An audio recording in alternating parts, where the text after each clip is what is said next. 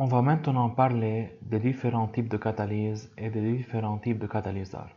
Suivant les cas, les catalyseurs sont des gaz, des liquides ou des solides, ou même de la matière organique, comme les micro-organismes, ferments, virus.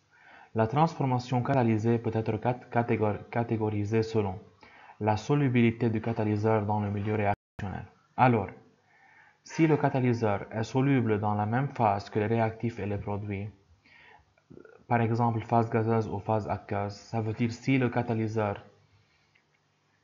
est dans la même phase que les réactifs et les produits, ça veut dire si les catalyseurs et les réactifs et les produits sont tous des solides ou tous des liquides, donc on peut dire que la catalyse est homogène.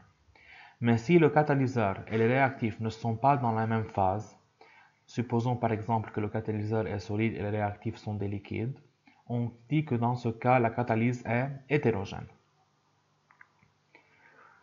Donc je répète, les catalyseurs peuvent être des solides, des liquides ou des gaz. Lorsque le catalyseur et les réactifs et produits sont dans la même phase, on dit que la catalyse est hétérogène.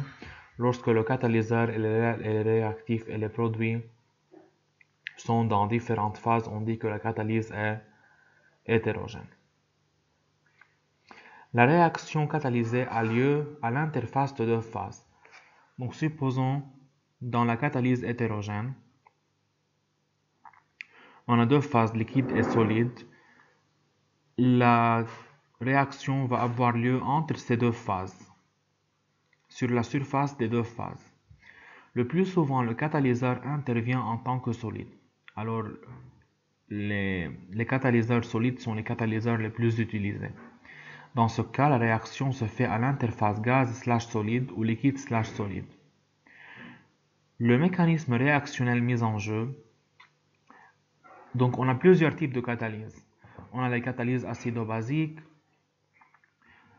dans lesquelles les acides ou les bases interviennent comme catalyseurs. On a les catalyses d'oxydoréduction, les catalyses de coordination, dans laquelle les complexes de coordination interviennent pour catalyser la réaction. On va voir aussi la composition du catalyseur. Ça veut dire ce catalyseur que j'ai entre mes mains. C'est une enzyme, ou c'est un métal, ou c'est un complexe organométallique, c'est-à-dire un complexe qui contient des liaisons métal-carbone.